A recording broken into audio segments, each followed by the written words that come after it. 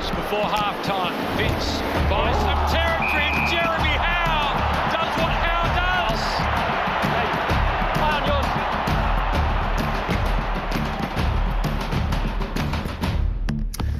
It's the great highlight of the competition of our Indigenous game, and Jeremy Howe is the best frequent flyer in the business. He joins us on the couch. Welcome to you, Jeremy. Thanks for having me, boys. Been a tough year at Collingwood. You've almost been there a number of times. You've been very, very competitive, and again on the weekend, really frustrating and slow start. And yet you got your game going, and there were opportunities in that last quarter to snag it. Yeah, you're right. Clearly hasn't been the year we're after, but we've been competitive and in most games throughout the season, and clearly we haven't been on the right side of the wins more often than not. But on the weekend, clearly you and Kingy would have seen that, slow start in the first half.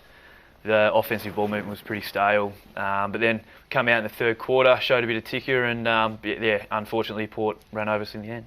It's been a big story all year, the uncertainty around Bucks' future, and people saying the impact that has on the players. I'd love to get a feel from one of the players to tell us exactly what effect it does have on you, whether you talk about it much, whether it's on your mind a lot, what sort of impact does it actually have? Well, in terms of the playing group, I think we don't listen to too much external noise, and it's a credit to Bucks the way that he holds himself throughout the week, that he doesn't let it impact the way that we train. He never brings it up because in terms of what we go about inside the four walls, it's pretty irrelevant. But it's pretty quiet inside our four walls at the club. But Bucks it's pretty good the way that he goes about it and carries himself, because it'd be a hard job, that's for sure. Do you feel as if not the perception, but the feeling in general has changed with Bucks? Like probably 6 weeks ago, it's fair to say most people were writing off Bucks as the Collingwood coach going there 2018, but it feels as if things have shifted over the last 5 or 6 weeks. Do you players feel that at recent times? Well, I guess, coming after the bye, we had that form slump for probably the 4 games where, we really didn't get our mojo going at all. And that's probably when the noise started again. And probably the last 5 weeks, we've showed some really good form and got back to the footy that we should have been playing consistently throughout the year. So that definitely helps. Take us back to the first quarter last week, because it was an anomaly. I think we're all turned up there looking for what's been a reinvigorated Collingwood. Ball movement's been really good. You've probably gone a little bit wider than normal, but you were stayed and you were very conservative. It was as if you had lost your confidence in the blink of an eye. I guess, we rate pretty highly being able to move the ball from our defensive 50 into the forward half, and on the weekend, to Port's credit, they did defend the corridor pretty well. We rate pretty highly in uncontested marks, but we were in between a lot of the times. We're trying to go out and around, and then we're trying to go over aggressive at times, and it just didn't work, and the balance wasn't right, and Port capitalised on our errors. Can I show you a bit of vision, and you step us through what is likely to happen here or what should happen here? This is early in the first quarter. You win the ball back, deep defence, and you get your run going, and we see young Phillips just charge out from the stoppage here or the congestion here. Should Darcy Moore be hitting out wide? Because he just didn't have a target and was so stagnant early, it almost forced you into a retreating game. You couldn't go forward. Yeah, I guess, clearly when Tommy gets the ball, you want a couple of options breaking a space out wide, and teams now are trying, as those defenders are trying to beat the outside, and when you look up, you don't want to see the oppo jumpers, you want to see ours. So Darcy, Reedy and Coxie alternated through those roles on the day, and for the majority they did it, but clearly that's something we've got to get more consistent at. So that method in the end is not a tactic you've gone in with. That's just what unfolds in front of you. Yeah, definitely. I think clearly when you want the ball, you want multiple options to be able to kick to, but you just want it to be able to be more often than not. But there's going to be times where the defenders get out there first. Can you put a finger on why Collingwood have struggled to turn their inside 50 entries this year into scores? It seems to be a real problem. Is it the ball use? Is it the forwards? It's probably a lot of our entries are probably entering a bit shallow, and therefore we're entering from further out. I think when we show that we enter the ball from inside, say 70, we actually score quite effectively. But when we're going from maybe centre of the ground and they're getting turned over in the ground, then obviously teams are scoring pretty heavily on the way back. One of the tools that you mentioned, playing various roles, Mason Cox, what will his best role be ultimately? Is he a ruckman that'll play forward, or is he a forward that pinch hits in the ruck, do you think? Well, I think, Big Mace it's been a super effort the way he's going about it. I think he'd be more of the ruck going forward. In the VFL, that's clearly his main role when he's playing down there, and you can see he's averaging like mid-20s and then going forward and kicking a couple of goals as well. So, but clearly, he's sitting behind Broads at the moment. Broads has been in pretty super form, and unfortunately he went down, but Coxie stood up, and I think he served himself pretty well. Jeremy, just having a look at some of his contests in the ruck and the contested marks, he showed some signs. He showed some glimpses that he's starting to get the hang of the drop zone, and other times he gets pushed under the ball too easy. There he obviously loses Paddy Ryder. How's he progressing in this part of the game? Because it's obviously going to be his main function in games. Yeah, he does a lot of work with Anthony Rocker. He does a lot of contested marking and also a bit of ruck work with him as well. And to Coxie's credit, he puts a super effort into from Monday to Friday.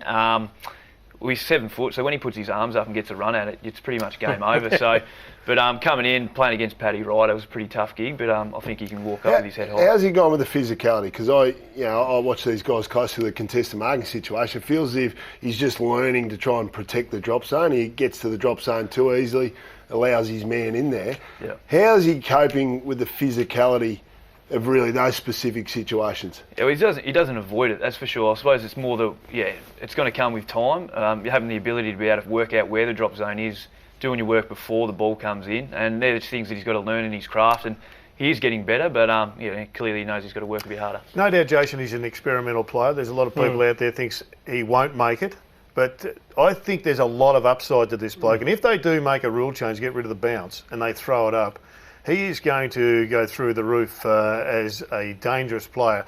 You just look at a number of his hits there. They were reading his hit zone as well as Collingwood were reading the hit zone. Centre clearances should be able to work out with a bloke that tall. We've seen it with Aaron Sandlands. Should get some upside if, in fact, they get rid of the throw. That's why I was keen to ask the question, because I think rucking's ultimately where he's going to be of greatest value. Agree. I don't think he has enough tricks to the trade to play as that key forward that then just relieves in the ruck. But, it's good to see that he's actually... Maybe it's because Grundy gets injured and then he has to assume that responsibility. That might bring out the best in him. That might be best all round. There was a perception that when you left Melbourne to go to Collingwood that you were going to play forward, that you wanted to play forward. Is that correct or is that incorrect? Yeah, it is that clearly the intention of going to the Pies was going to play like a wing half forward role, and that's where I ended up starting. But we had a number of injuries going down with the half backs, and it was just a conversation that me and Bucks had midweek that he's like, I'm going to ask you to do something that I probably didn't want to do, and that's to play half back. And I think that was about round 6 last year, and I haven't found the forward 50 yet. So, but it's also coincided with your best form. It is. So you're happy to stay there now? I think I am. Probably the way the game's played now, to be able to drop off opponents and try and read the play and from behind the ball find it a little bit easier. And I suppose I'm having a bit more of a consistent impact throughout games down in the half-back line. So if I have a couple of mares at the end of the year, I might find myself back in the forward line. Just talking about that ability to read the play, what's the rule regarding your licence to fly for marks? Yeah, we're pretty much being coached. If you can get two hands on it and you think you can mark it, then mark it. So for you, that could be any situation in the air. I've got to be careful because I suppose dropping them in the D50 is a little bit more important, and clearly small forwards these days can kick some pretty crafty goals. Have you always been like that with your high marking ability since you were a junior? Probably about when I was 16, playing under the old man for the Dodgers Ferry Sharks. Dodgers Ferry Sharks, I'll call them. Dodgers Ferry Sharks. That's my local hometown. About 16, I just realised I started jumping at the ball, and a few managed to stick and put the two together and kept growing. So how do you go on the jump bag at training when it pulls out during the week? Have you taken a better mark on the jump bag than we've seen on the TV screen? We don't get the bag out as often as we like, because normally it's Jared Rivers or Anthony Rocker, and both of them, as soon as the bag comes out, they both run for their lives. So. We've got a couple of new competitors for Mark of the Year. Obviously, the Queen's Birthday one is going to be right up there, but you tell us which one you think is the best mark of this lot. There's Big Poppy. Another great hanger. That's nice. And Joe. Out of those three, I suppose, in terms of height, you'd have to go with Big Joey Danaher. But in terms of probably the difficulty, you probably have to go with Piopolo because he's so small. So, but Joey's he's a super player. He does that week in, week out. We measured yours at 3.5 metres. What's it like up there in the rarefied air? Do you get concerned about landing? Well, it's all a little bit too late once you're up there to think about how you're going to come down. Fortunately enough, I haven't landed upside down yet, so if we can keep that trend going, I'll be pretty happy. It's just under 12 feet, Jason. We get a nosebleed if we get up that high. Yeah, you could fix the roof.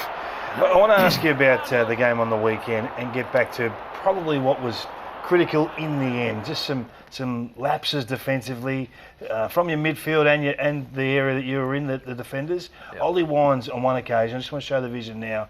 And just you talk us through where it breaks down. Here he is in the middle of the ground, centre bounce clearance, just mounting a bit of a comeback, just arrested the slide of the first quarter, and Ollie just basically walks forward past 4 or 5 opposition jumpers. Yeah, I guess, I think, that was a bit of a momentum shift because we felt like we were getting back in the game, and, they got a centre clearance, got an easy outlet out wide, which is, I don't think was consistent, and Ollie Wines, he obviously does hit the scoreboard and runs forward pretty hard, and the accountability there from the mids, clearly they won't be happy, and they're a pretty good two-way running side, and that's what we want to be as well. What can you hang your hat on this year, Jeremy, as a team, Collingwood? Because you look like you haven't been blown out in many games. What can you hang your hat on? It's probably one of that thing, Brownie. I think in most games we've been in a chance to win it. So clearly we haven't been on the right side to get the 4 points as many times as we'd like. But in terms of getting smashed, I guess that hasn't happened. But it's also frustrating because having the ability to be in those games to win them and then not get the result is probably more frustrating. Did you expect to play finals this year? And on the back of that, can you see yourself definitely playing finals next year? Yeah, well, I think every team should be striving to play finals, and we were confident at the start of the year that finals was definitely an expectation. Clearly the start of the year wasn't ideal, and we're probably chasing our tails at mid-season, and we've strung together 2 blocks of 4 or 5 games, and clearly that's going to be the expectation going next year. Who are your main rivals for the Copeland Trophy this year? You've had an outstanding year. If you were to pick a top 3, who's around there? There's every chance. I think Pendles has missed 6, but there's every chance he'll probably still be up there. Really? I think Tay Adams has been super. Brodie Grundy had a really good year. And still Sidebottom's always a heavy contributor, so they'll definitely be up there for sure. Would the leadership group be talking to Daniel Wells before the holidays this year to make sure he looks after himself and comes back in good nick? I think there'll be a discussion point at some point. Clearly, we know how much of an impact that he has when he's fit and firing. We're definitely a better side when he plays. So, a lot of it comes back to Wellesley and his decisions in the off-season. But, when he plays, he's a super contributor. We do appreciate you coming in. I know it's a big ask when you've had to travel, but we wish you well for the mark of the year. We think you might have it, but also the All-Australian. I think you deserve to be given your first honours there. You've had a terrific year. Thanks for your company. Appreciate it, boys. Thanks for having me. Jeremy Howe, our special guest.